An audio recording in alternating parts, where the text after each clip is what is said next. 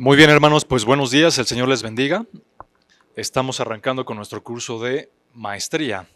Y gracias a Dios, ¿verdad? Que es un gran privilegio que estemos aquí nuevamente por la gracia de Dios.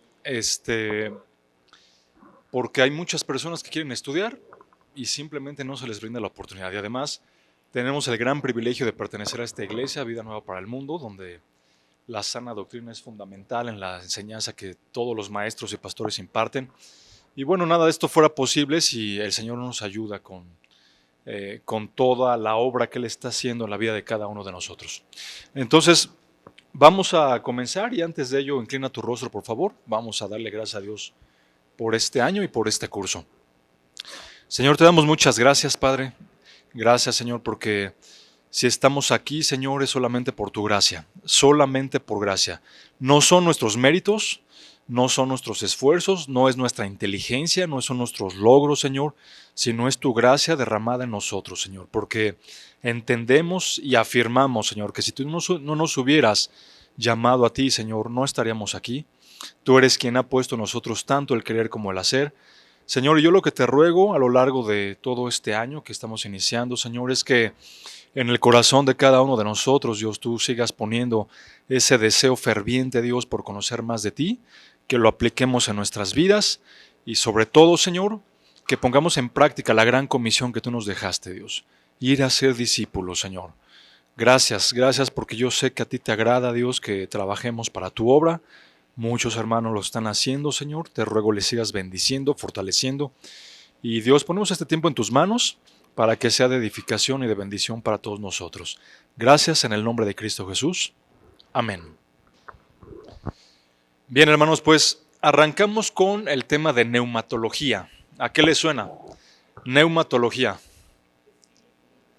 Espíritu, exacto. ¿Ustedes ya habían llevado neumatología? Creo que sí, ¿no? En algún momento. Muy bien, nos sirve de repaso. Perfecto, entonces se relaciona con el Espíritu Santo. De hecho, neuma es espíritu y logía, ¿verdad? Estamos hablando de el estudio del espíritu. Ahora, notemos que en la palabra de Dios es muy importante, hermanos, que tomemos en cuenta que nunca aparece la palabra Trinidad.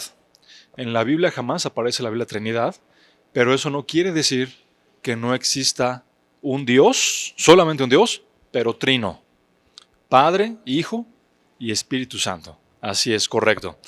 Lo que vamos a ver hoy en esta primera clase es el nombre del Espíritu Santo y vamos a ir subdividiendo en varios temas la clase del día de hoy. Entonces, acompáñame a leer por favor en Hechos 19:2. Vamos a estar en estas clases constantemente yendo al texto, a la Biblia. Entonces, por favor, no la cierres, tenla ya a la mano. Hay muchas citas bíblicas que tenemos que estudiar.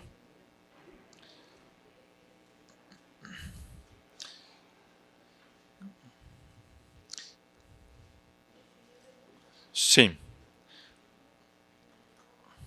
¿Sí me haces favor de leerlo?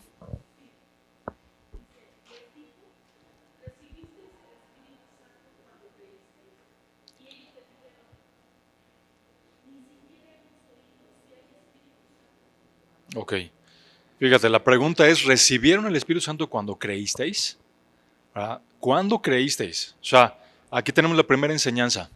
¿En qué momento recibimos el Espíritu Santo? Cuando creemos. Así es, somos regenerados en el momento que el Espíritu Santo viene en nuestras vidas y es por eso que podemos tener la capacidad de creer y también de arrepentirnos. Es muy importante, hermanos, que tomemos esto en cuenta. Alguien puede decir, oye, pero yo fui el que me arrepentí, yo fui el que se postró, yo fui el que está pidiendo perdón por mis pecados. Sí, pero si el Espíritu Santo no hubiera redarguido tu vida, no podías haberlo hecho. Esa es una realidad. Por eso es que ves a tantas personas que les hablas del Espíritu Santo, les hablas de Dios y, sí, sí, no, sí, muy padre y todo. Pero en realidad nada más están creyendo de labios para afuera, porque no hay un auténtico sometimiento a Cristo, un auténtico arrepentimiento. Exacto, exacto. Entonces es importante lo que vemos aquí en Hechos. Porque recordemos algo sobresaliente. En el Antiguo Testamento, ¿cómo trabajaba el Espíritu Santo?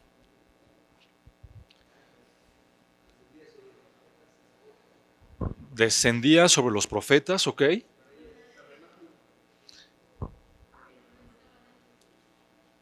¿Pero a qué te refieres con el tabernáculo? ¿Al Shekinah te refieres? Ok, denme más formas. Exactamente. Venía y se iba. Exactamente. No estaba al lado de, no estaba permanente. Y todo el Antiguo Testamento así se viene con eh, trabajando de esta manera. ¿Cómo lo sabemos?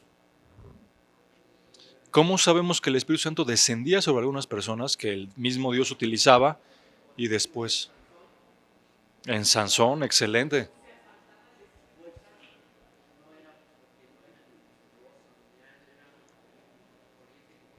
Exactamente.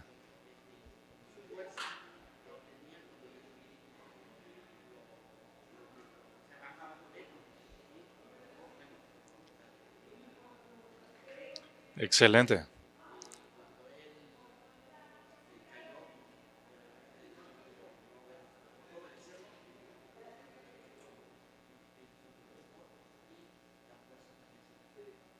Correcto. Correcto. Muy bien. Excelente ejemplo. ¿Algún otro ejemplo más? Saúl. ¿Se acuerdan?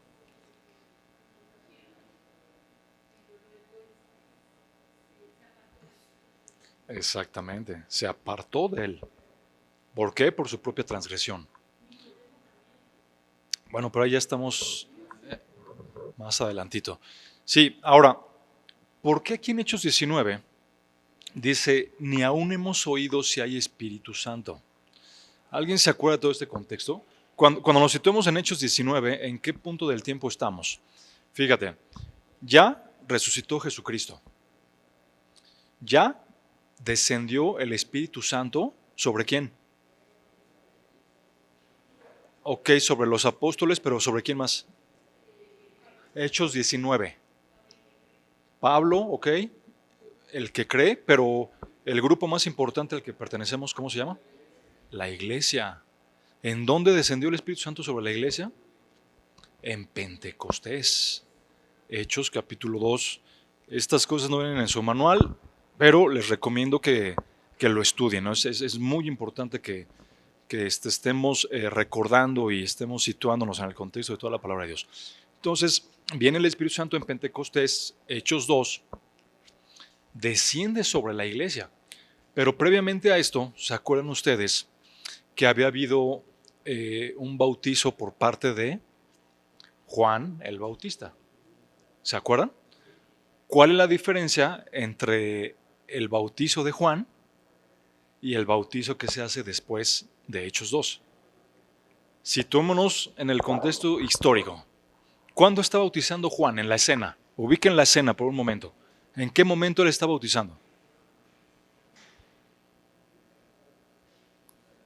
¿Cuándo bautiza? O sea, él está en su ministerio terrenal, junto con el ministerio de Cristo. Es decir, Cristo todavía no moría y todavía no resucitaba. Exactamente, porque es hasta más adelante. Así es, efectivamente. Os conviene que yo me vaya. Todo esto que le estoy diciendo, hermanos, es un tema 100% de hermenéutica. ¿Sale? Es cómo trazo la palabra de Dios sin omitir cosas que vienen perfectamente detalladas e hiladas a través del tiempo. Y les sugiero mucho que siempre que estén analizando un texto, se sitúen en el contexto del pasaje bíblico, definitivamente. Creo que en algún momento ya lo vimos, contexto inmediato, contexto lejano, contexto canónico, pero también el contexto histórico. O sea, ¿en qué momento está pasando esto? Cuando estamos en Hechos 19, pues prácticamente Hechos a partir del capítulo 13, 14, empieza a hablar solamente sobre Pablo, Pablo, Pablo, Pablo. ¿Se han fijado en eso? Entonces, por eso es que aquí, en el texto bíblico, hace la pregunta, déjenme ir al texto, por favor. Hechos 19, ¿qué les dije? ¿2?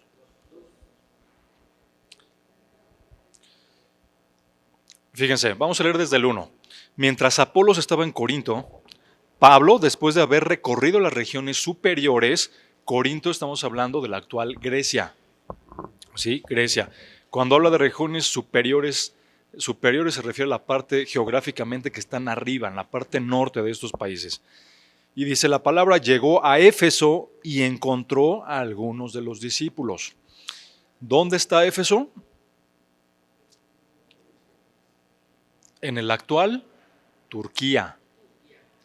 En el actual Turquía. En aquellos tiempos no se llamaba Turquía, se llamaba Asia Menor. Asia Menor, pero en Asia Menor es donde están situadas todas las iglesias que luego Juan nos va a describir en Apocalipsis. Éfeso, Esmirna, todas ellas están en esa región. Entonces dice aquí que el apóstol Pablo llegó y encontró algunos discípulos. Fíjense, ya eran discípulos. Y les preguntó, ¿recibieron el Espíritu Santo cuando creyeron? Hace rato nosotros decíamos, recibimos el Espíritu Santo cuando creemos. ¿No? Aquí, ¿por qué no lo habían recibido? No, eran discípulos. Por algo muy importante, el Espíritu Santo está empezando su obra sobre todos ellos. O sea, la Biblia nos tenía que decir que no fue solamente una sola región y de un solo golpe que vino el Espíritu Santo sobre un grupito de personas, sino que poco a poco se iba revelando sobre los demás. Hoy ya no pasa esto, hoy ya no. ¿Sí? En el momento que crees que te arrepientes, el Espíritu Santo viene a tu vida y lo mejor de todo, nunca nos dejará, nunca nos desamparará. Él está con nosotros. A veces es un tanto difícil, ¿verdad? Que estamos pasando por pruebas, por aflicción, por problemas de muchos tipos, bastante diversos. Y decimos, Señor, pero no estás conmigo y todo. ¿Sabes qué? Nunca desmayes en la fe. Siempre pídele a Dios que te dé esa fortaleza, porque de verdad Dios es bueno y siempre hay un propósito por el que está haciendo las cosas en la vida de cada uno de nosotros. Bien, entonces, dicho esto, podemos entender claramente que el Espíritu Santo viene sobre aquellos que han creído, sobre la iglesia. Ahora, el autor del libro, de su manual, todos tienen manual, ¿verdad? Ok, hace mucho énfasis en que hay una falta de enseñanza de las labores, el carácter y la persona del Espíritu Santo. Y él lo atribuye al siguiente pasaje bíblico, Oseas 4:9. Oseas 4:9, por favor.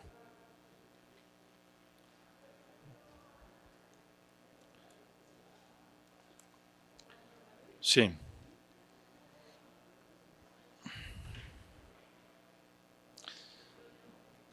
Lo voy a leer yo para que se escuche en la cámara. Como el pueblo, así será el sacerdote. Los castigaré por su proceder. Como el pueblo, así será el sacerdote. O sea, lo que nos está diciendo el pasaje bíblico es, si el pueblo tiene determinada conducta, ¿por qué creen que es?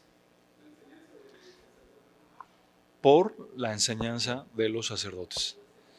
Entonces, el autor del libro hace mucho énfasis en que no se estudia a profundidad toda la obra del Espíritu Santo, su persona, su carácter, sus atributos.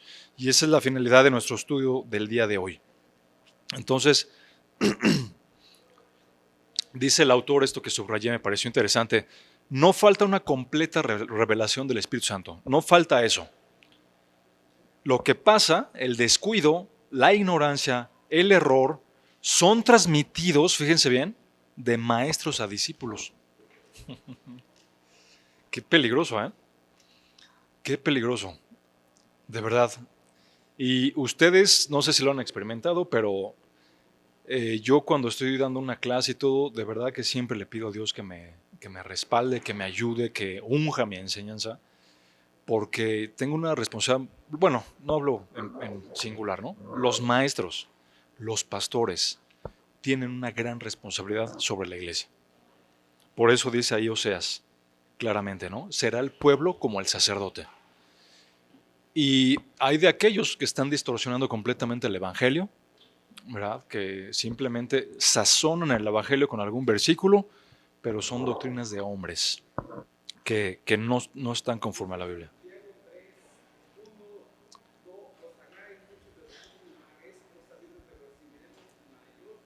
Así es, así es, así es. Sí, y ahí yo lo veo en el sentido doble. Una, estás enseñando algo que debe de aplicar la iglesia, porque o sea, todo lo que viene en la palabra de Dios son instrucciones para nosotros. Y tú no lo haces, ahí está el primero. El segundo, ¿con qué motivación estás enseñando o con qué motivación estás distorsionando lo que puede estar en la palabra de Dios? Hay muchos falsos maestros, eso es una realidad.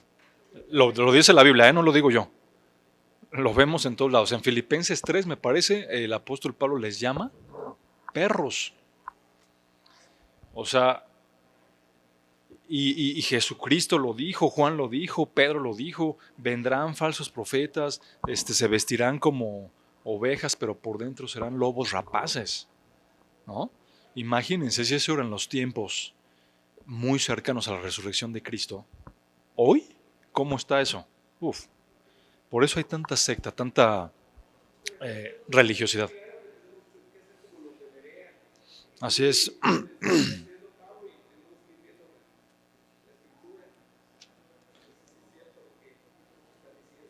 Así es, correcto. Bien, vamos a Romanos 4:24, por favor. Romanos 4:24.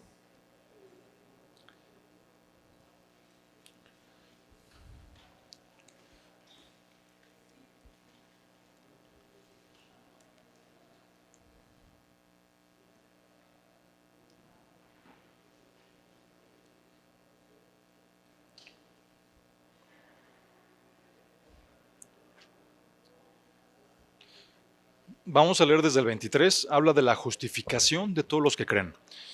Y no solo por él fue escrito que le fue contada, sino también por nosotros, a quienes será contada, como los que creen en aquel que levantó de los muertos a Jesús, nuestro Señor, que fue entregado por causa de nuestras transgresiones y resucitado para nuestra justificación. Así es. Fue contada por justicia. Entonces es forzoso que en el momento de nuestra conversión haya arrepentimiento y haya fe. He visto casos donde hay personas que están pasando por momentos muy difíciles en sus vidas y se llegan a arrepentir, llegan a llorar, llegan a sentirse abatidos, ¿no? Moralmente afectados. Pero el problema es que, aunque parece un auténtico arrepentimiento lo que están haciendo, el problema es que no buscan someterse después a Dios. ¿Me explico? Entonces, es como una persona que sabe que para allá está el rumbo del pecado y está avanzando hacia esa dirección todo el tiempo y en algún momento se frena porque dice moralmente, fíjense, moralmente hasta él puede decir, no, sí, esto está mal, tiene razón el hermano, la persona que me predicó el evangelio. Me paro, ya no sigo caminando para allá, pero te paraste, estás estancado ahí, todavía estás de este lado del pecado. Cuando nos sometemos a Cristo, vas en la dirección completamente contraria. ¿Te das cuenta? Sigues avanzando, pero ahora en otra dirección. Esos son los frutos. ¿Y el fruto de qué dice Gálatas? Del Espíritu, que lo vamos a ver en un momento más. El fruto del Espíritu. Bueno, no me quiero adelantar a la clase, pero vamos a ver, estamos viendo cómo está operando el Espíritu Santo en la vida de los creyentes. ¿Sí? Bien. Ahora, hay aquí teológicamente, de repente, malas interpretaciones nuevamente sobre quién es mayor, el Padre, el Hijo o el Espíritu Santo. ¿Quién es mayor? ¿Quién tiene mayor jerarquía? ¿No? Y casi todos dicen, no, mira, es que es el Padre, porque es el Padre. Y en segundo lugar, Jesucristo, porque Él fue engendrado. Lo dicen muchas sectas, lo dice mucha gente. Pero, ¿qué podemos decir nosotros? ¿Lo debemos de ver así? Es un solo Dios, exactamente. Y si es un solo Dios, todos los atributos son iguales. Correcto. Todos los atributos son iguales para los tres. Así es, para el Padre, para el Hijo y para el Espíritu Santo. Que hay diferentes roles dentro de cada persona de la Trinidad es muy diferente. Pero eso de ninguna manera nos puede dar pie para decir que hay grados de superioridad o de inferioridad. En Juan 14:10.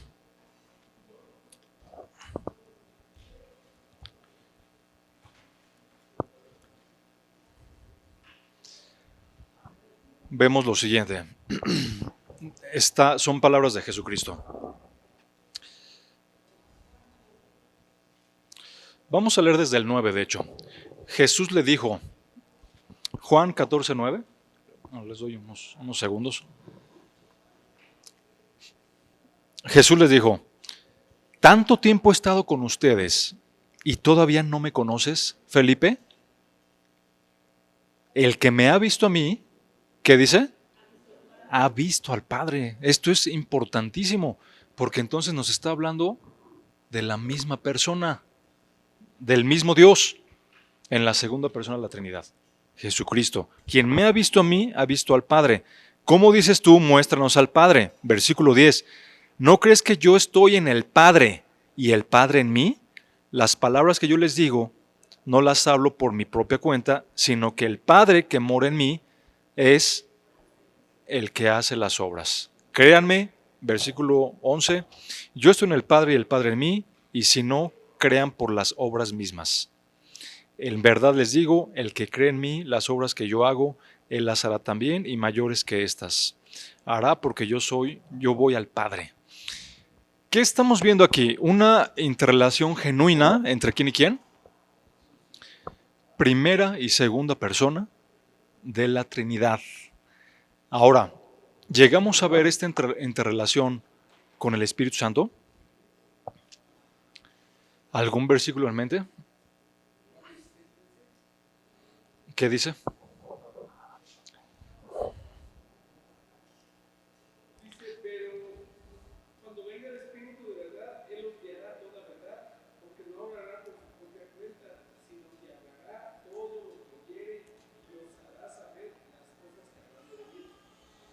Ok, pero no estamos viendo una relación tan marcada como la que Jesucristo acaba de afirmar. Ok, este es Juan 6, ¿no? Sí. Nadie puede venir a mí si el Padre no le trajere. Ahí vemos esa economía de la divinidad, ¿no? Esa interacción. Nadie puede venir a mí si el Padre no le trajere. Correcto. Entonces, ¿quién es el que nos acerca a Jesucristo? ¿A través de qué? De su palabra y del Espíritu Santo que mora en nosotros. Así es. Ahí vemos esta perfecta economía. Perfecta.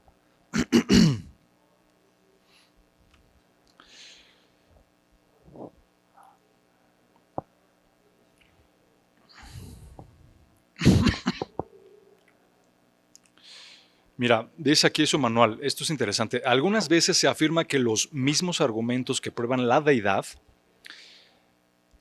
del Hijo, el Cristo, sirven para demostrar la deidad del Espíritu Santo, lo cual es cierto en sumo grado, pero a pesar de eso hay una diferencia porque la deidad de la segunda persona está comprendida con asuntos de su humanidad a través de su encarnación.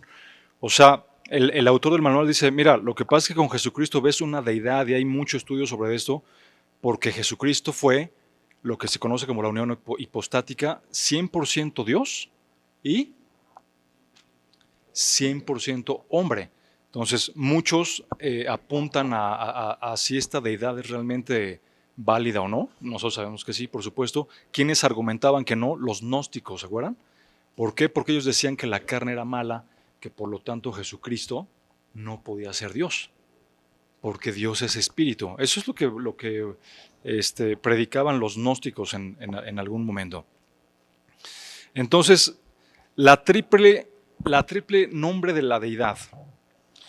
Miren, dice aquí el autor, aunque es cierto que Dios se ha revelado a sí mismo, tanto a través de la palabra escrita como por la palabra viviente, y que su carácter esencial se refleja en todas sus palabras y obra, también Él se revela a través de los nombres que ha publicado con distinciones de títulos. Entonces, ¿a qué se refiere una distinción de título? Que mismo Dios, ¿cómo está considerando a la tercera persona de la Trinidad? ¿Cómo se llama? El Espíritu Santo. O sea, mismo Dios está poniendo este título, el Espíritu Santo. ¿Por qué? Porque es santo. 100% santo, ¿no? Entonces, el autor está resaltando mucho que no se hace mucho énfasis en la enseñanza del Espíritu Santo porque los maestros, los sacerdotes creen que aquí lo importante es Jesucristo, ¿no? Que Él murió por los pecados y entonces el Espíritu Santo lo dejan en último lugar. Y por eso aquí un argumento del autor es, mira, qué tan importante es que mismo Dios se ha revelado a través de los títulos que Él mismo se pone. Y uno de ellos es el Espíritu Santo. Uh-huh. ¿Dónde podemos ver? Ahí en Mateo 28, ¿se acuerdan en la Gran Comisión justamente? Dijo el Señor Jesucristo, id y haced discípulos, bautizándolos en el nombre del Padre, del Hijo y del Espíritu Santo. ¿Cuál es el nombre? ¿Qué dicen los demás?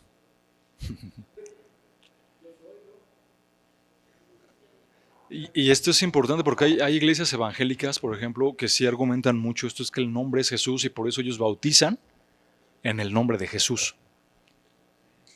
¿Y nosotros cómo bautizamos? Entonces, ¿dónde está la diferencia?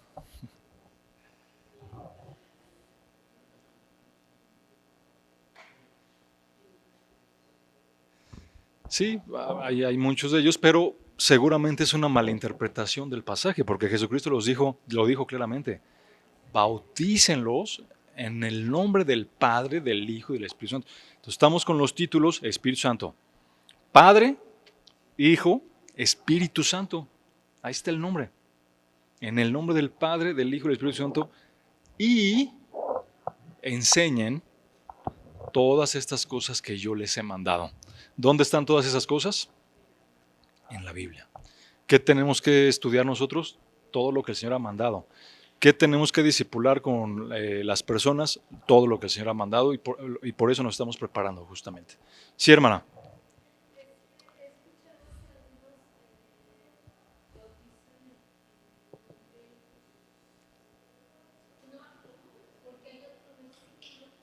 Sí, en Hechos. Sí, excelente comentario. Qué bueno que lo mencionas. Por eso me encantan las preguntas, ¿eh? Y por eso les hago participar. Porque es muy bueno eso. Cuando aparece esa declaración que bautizan en el nombre de Jesucristo, es porque tienen que leer todo el contexto de ahí de Hechos. Porque acuérdense, no creían ellos en Jesucristo. No creían en los judíos no creían en el Mesías. Por eso ahí vemos como, ¿cómo te puedo decir? Como una manera simplemente de argumentar y de reafirmar que Jesucristo es el Señor. Pero la comisión, ¿en dónde la tenemos? En Mateo 28. Esa es la diferencia. O sea, a los judíos tenían que confesar que quién era el Salvador.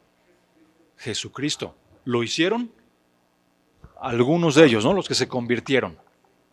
Como Pablo, como Pedro, muchos de los que estuvieron ahí, definitivamente.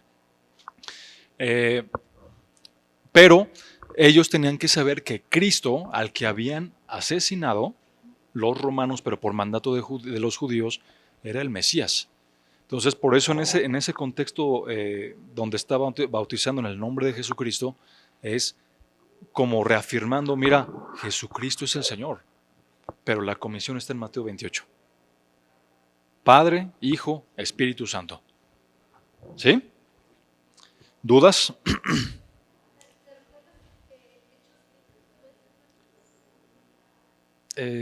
No, pero debe de estar entre los primeros 6 capítulos.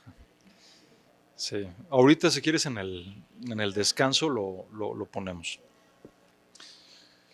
Bien, a lo largo de la historia, hermanos, fíjense, una vez que Jesucristo resucita, se queda la iglesia. Lucas, a través de Hechos, nos da muchas enseñanzas de lo que pasó en la iglesia después de que Jesucristo resucitara, ¿no?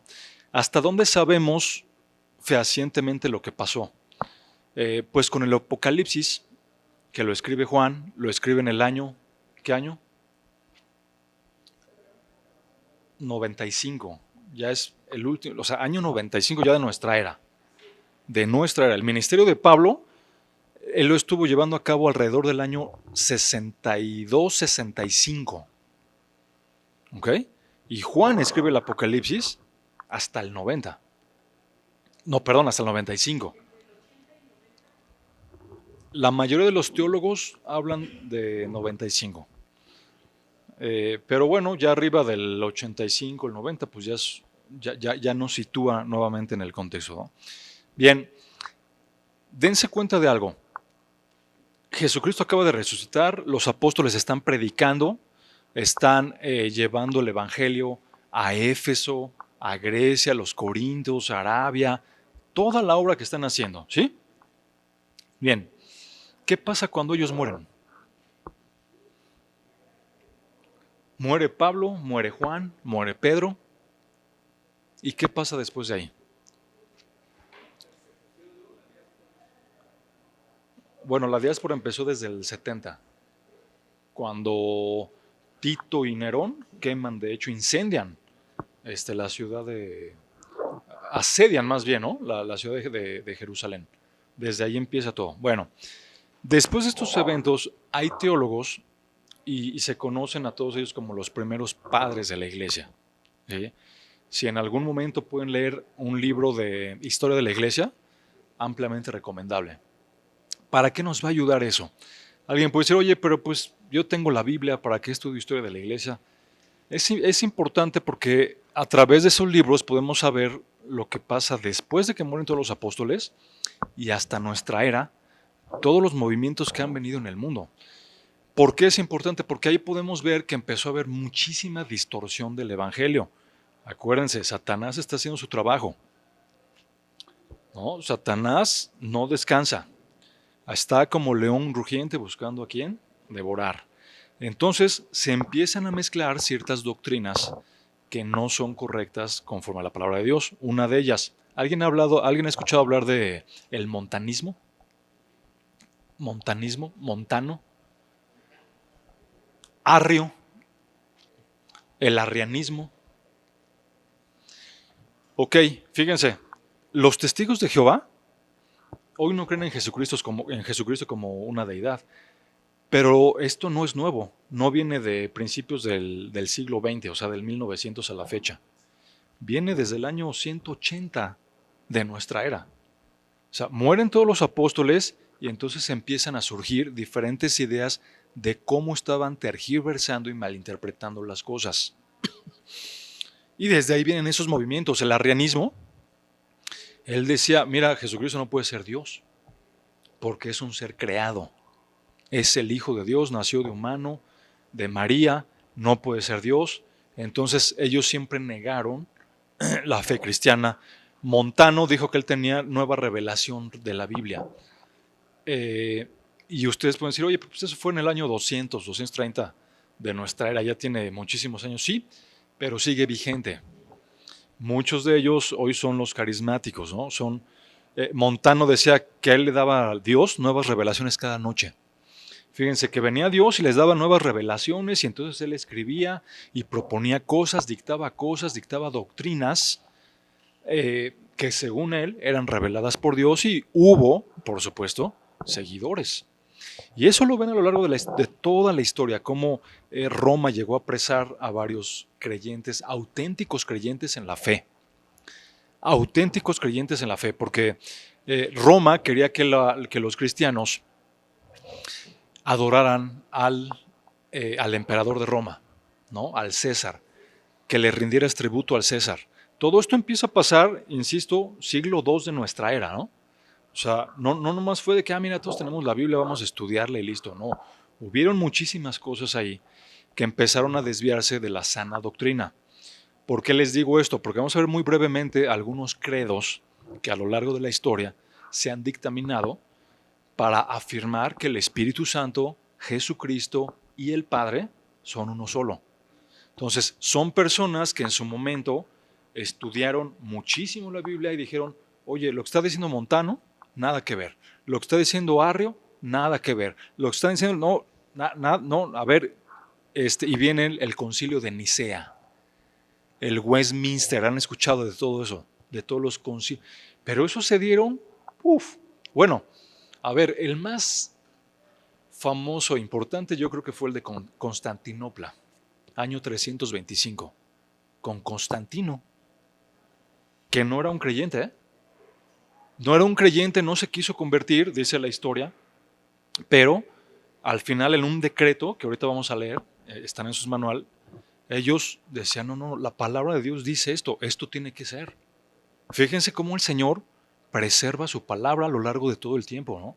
Y fíjense cómo siempre ha sido tan atacada la palabra de Dios, tratando, fíjate bien, no de anularla, sino de tergiversarla. ¿Por qué? Porque esa es la astucia de Satanás. Esa es la astucia de Satanás. De la misma manera en que tergiversó las palabras que Dios le había dicho a Adán y Eva, ¿se acuerdan? ¿Cómo llegó la serpiente? Satanás a través de la serpiente. Con que Dios ha dicho que de ningún árbol puedes comer. ¿Y eso dijo Dios? No, Dios había dicho, de todo árbol del huerto puedes comer. ¿Se dan cuenta y cómo llegó la serpiente? Con que Dios ha dicho que de ningún árbol puedes comer. Muy similar, pero diferente. Después, ¿qué pasó? ¿Qué dijo la serpiente? Cuando Eva le contesta, que no comas de ahí ni le tocaréis porque ciertamente morirás. ¿Y qué le dice Satanás? No morirás, sino, no, seréis como Dios. Ahí está la sutileza del maligno, ¿me explicó? Entonces, Satanás, los demonios están felices de ver a gente metida en el Hare Krishna, de ver a gente metida en la santería, en la idolatría, en sectas, de todo tipo de sectas que hay ya en la actualidad. Satanás está contento con eso. ¿Por qué? Porque ellos no han entendido la doctrina de Dios. Bien. Miren, vamos a leer el primer credo. Bueno, el primer credo que aquí está puesto en su manual es el credo niceno. O sea, aquí lo único que estamos estudiando es para dar una breve recapitulación, ¿verdad? Es el Espíritu Santo. El Espíritu Santo es Dios, ¿no? La tercera persona de la Trinidad, Padre, Hijo, Espíritu Santo. Se interactúan perfectamente entre el Padre, el Hijo y el Espíritu. Hay títulos en la Biblia y vamos a ver cómo la gente de siglos anteriores argumentaban y afirmaban que efectivamente el Espíritu Santo procedía del Padre y del Hijo. Estoy en la página... Wow. Ok, gracias, porque no la puedo ver. Dice, el credo niceno afirma, y yo creo, ¿en quién? En el Espíritu Santo, el Señor y dador de la vida, que procede del Padre y del Hijo. Ojo con esta declaración, porque ya nos está diciendo información importante. Claro, el Espíritu Santo procede del Padre y del Hijo. Por supuesto, esto está escudriñando la palabra de Dios, está perfectamente trazada esta gran verdad. Es de una sustancia, majestad y gloria, con una sola sustancia. Y gloria con el Padre y el Hijo. ¿Se dan cuenta? Verdadero y eterno Dios. cómo en estos años las personas, por eso tenían que emitir estos credos. O sea, los credos se llevaban a cabo en Turquía, se llevaban a cabo en Roma, en algunas partes de Europa, donde se juntaban líderes de varias iglesias para decir, oye, ya hay tanta cosa aquí que están malinterpretando y enseñando, que vamos a sacar un credo de lo que la iglesia cree. Para eso sirvieron los credos, para corregir la herejía. Corregir la herejía. Ese es el punto de los credos. Por eso aquí vemos una afirmación: el Espíritu Santo, yo creo en el Espíritu Santo, el Señor y dador de la vida, que procede del Padre y del Hijo. Tal vez para nosotros lo podamos ver ahorita como, bueno, pues no es tan relevante, ya lo sabía, ¿no?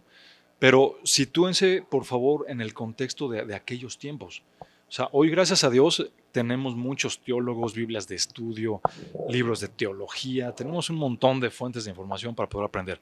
Pero en aquellos tiempos, pues todo se estaba comenzando a dar. Tenían la Biblia, pero era malinterpretada por muchas personas. Bien, después, el credo de Atanasio declara: el Espíritu Santo es del Padre e Hijo. El Espíritu Santo es del Padre e Hijo, no hecho, ni creado, ni engendrado, sino procedente. Proviene de ellos. Más adelante, en el párrafo de abajo, dice: el Espíritu Santo que procede del Padre y del Hijo es de una substancia, majestad y gloria con el Padre e Hijo, verdadero y eterno Dios. Citado por Watson. Confesión de Westminster. En la unidad de la deidad hay tres personas. Fíjense, en la unidad, ¿de qué nos está hablando? De uno. En la unidad hay tres personas de la misma substancia. ¿Qué quiere decir eso? La misma naturaleza. La misma naturaleza no cambia. O sea, el Hijo es Dios, el Espíritu Santo es Dios, el Padre es Dios. ¿Sí? Y es el credo de Westminster, allá en Londres. En la unidad de la deidad hay tres personas, que es lo que nosotros creemos, de la misma sustancia, poder y eternidad. ¿Cuáles son esas tres personas que está argumentando el libro? Dios el Padre, Dios el Hijo y Dios el Espíritu Santo. El Padre no es engendrado ni procede de nadie. El Hijo es eternamente engendrado del Padre. El Espíritu Santo procede eternamente del Padre y del Hijo. ¿Se dan cuenta de esta relación? Esto es importante, ¿eh? Sumamente importante. De verdad, que logremos entender y que tengamos en la cabeza siempre bien la definición de quién es Dios, ¿no? De la naturaleza de Dios. ¿Cuál es su naturaleza? Es un Dios trino. Y todos los atributos, tanto los atributos, por cierto, ¿qué atributos hay? A ver, ¿cuántos tipos de atributos hay? Comunicables y no comunicables. ¿Un ejemplo de no comunicable? Omnisciencia. Exacto, excelente. Nosotros no somos omnipresentes, ¿eh? Ni omnipotentes, nada, no somos nada. Ok, un atributo comunicable. Exacto. Muy bien, muy bien. Tienen punto extra. Muy bien. Mira, Salmo 104:30. Salmo 104:30.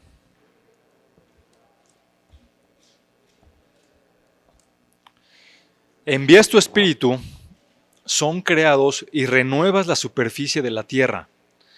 Fíjense cómo aquí, los salmos, ¿cuándo se escriben, hermanos? ¿Alguna idea, alguna etapa en el tiempo de cuando son escritos los salmos? ¿Quién escribe los salmos? ¿Quiénes participan en los salmos? David, inspirados por el Espíritu Santo, por supuesto. Asaf. Exacto. Entonces, exacto. Como sentimiento de adoración, de arrepentimiento. Salmo 51, ¿no? Salmo 23, wow. Salmo 23. Exactamente. Entonces, si estamos diciendo esto, denme una fecha en el tiempo en la que fue escrito el libro de los Salmos.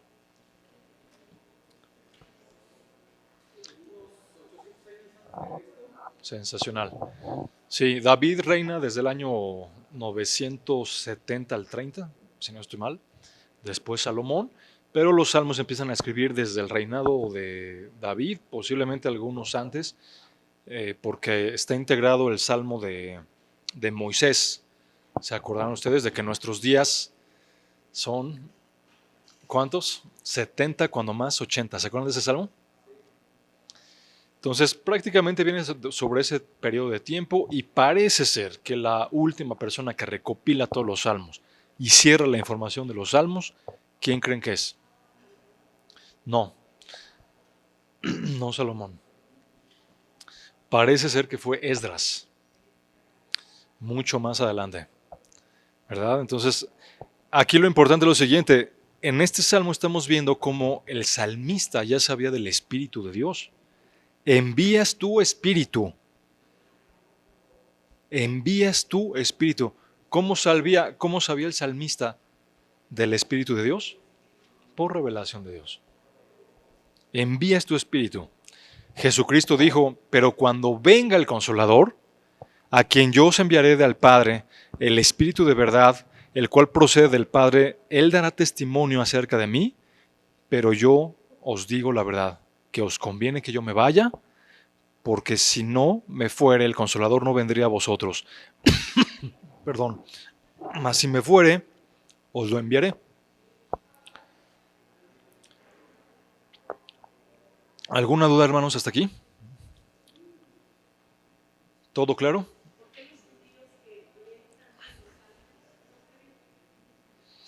No, y sobre todo Salmo 22. Salmo 22 está hablando claramente del Mesías y del padecimiento del Mesías. Chéquenlo. Digo, anótenlo por ahí, pero está muy padre Salmo 22 y son de esas respuestas que no te pueden dar. Oye, pero aquí en el Salmo 22 está escrito todo esto y habla sobre el Mesías. ¿Qué decir de Isaías 53? Claro, no, y Isaías considerado para los judíos, rabinos y demás, wow, en un nivel prominente y está claramente su escrito en el capítulo 53, ¿no? Sí, hermana.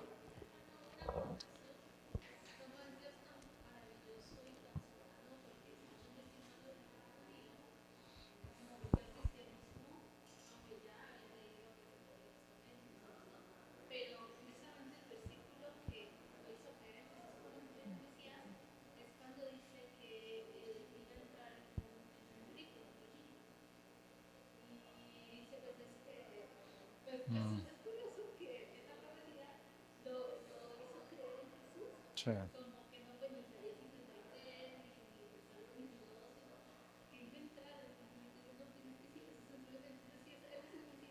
así es,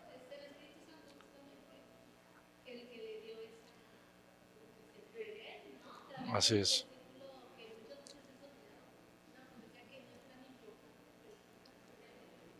Correcto, correcto. Bien, fíjense, Hebreos 10:4. Hebreos 10:4.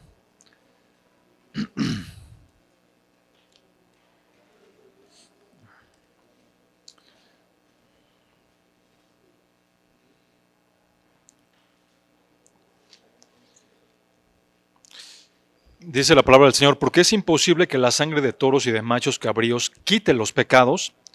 Versículo 5, por lo cual al entrar Cristo en el mundo, dice, sacrificio y ofrenda no, no has querido, pero un cuerpo has preparado para mí.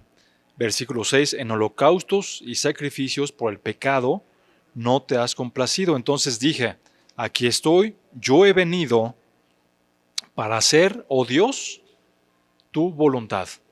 ¿Qué estamos viendo aquí? Entonces Jesucristo vino para hacer la voluntad del Padre y el Espíritu Santo vino, por lo que leíamos hace rato, según lo que la promesa de Jesucristo, os conviene que yo me vaya para que venga el Consolador. Entonces, ¿cómo están interactuando? Hay un plan del Padre, un plan redentor, ¿Cuándo salió este plan redentor? Cuando pecó Adán y Eva, cuando los israelitas se descarrilaron en el desierto, cuando Salomón se portó mal. ¿Cuándo vino ese plan redentor de Dios?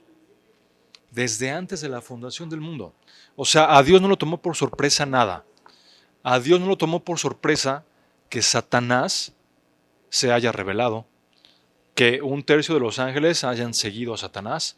A Dios no lo tomó por sorpresa que Adán y Eva hayan pecado. Él tenía un plan redentor para toda la humanidad. ¿A través de quién? A través de Cristo, la segunda persona de la Trinidad, y una vez que el Señor Jesucristo resucita, el Espíritu Santo para la iglesia. Estamos ahorita, recordemos, en el tiempo de la iglesia. ¿Desde cuándo empezó ese tiempo? Exactamente. Pentecostés. La llegada de la iglesia es ahí. Hay quien dice que la iglesia se constituyó con Adán y Eva, pero difícilmente podemos tener bastantes sustentos para decir eso, ¿no? Sin embargo, es claro, Hechos 2, la llegada del Espíritu Santo marca justamente esa diferencia en el tiempo sobre el inicio de la iglesia.